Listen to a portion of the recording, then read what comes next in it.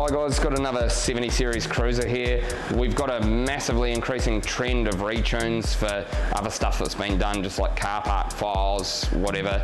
I don't think we're hugely overly expensive for tuning. In fact, I've seen that we charge less for some of the jobs we do on the dyno than what guys are doing in the car park. It may be more convenient being that they'll come to you and whatnot, but this gives you a bit of an idea of some varying results you can get. So this car had been tuned elsewhere and it was 420 Newton meters at the tyres. They make about 330 stock on a 33-inch tyre, and it was only making about 120 something horsepower, which is questionably maybe 6-7 horsepower over stock on a 33 on my dyno. So this is the base map I put on the software number that I'd done previously, and you'll see that it's quite lazy down the bottom. Maybe makes around that 600 Newton meters and about 215 horse, and so I just logged target versus actual on the VNT, and the fueling was a little bit lean, and we had to give it a little bit more VNT map here, and she's running around 18 point something PSI, 700 Newton meters, 230 horse at the tyres. So he has got 280 Newton meters more torque, and he's got 110 horsepower more just from having it done on the dyno with someone that's fairly experienced with these cars. Green line here is their base run, and it was hitting about 17 PSI, and it wasn't meeting target through here.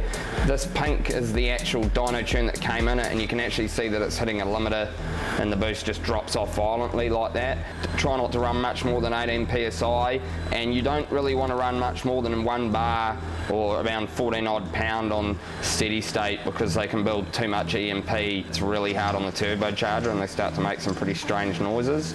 So we've data logged that it's meeting target. We had to give it more VNT to get there kind of thing, and now he's going to get substantially better drivability, more fuel economy, and he's got a far better result. So these are our air fuel ratios. You'll see that it was about 16 to 1 on spool when it came in, and then it's 30 to 1 on boost, so lean as hell.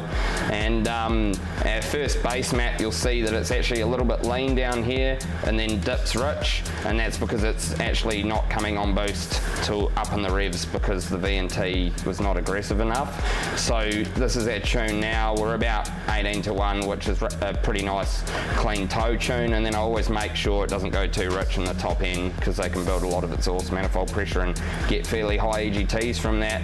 But she's no richer than about 17.1 or so on spool. About as rich as it gets is roughly 18 to 1, so it's a nice safe toe tune.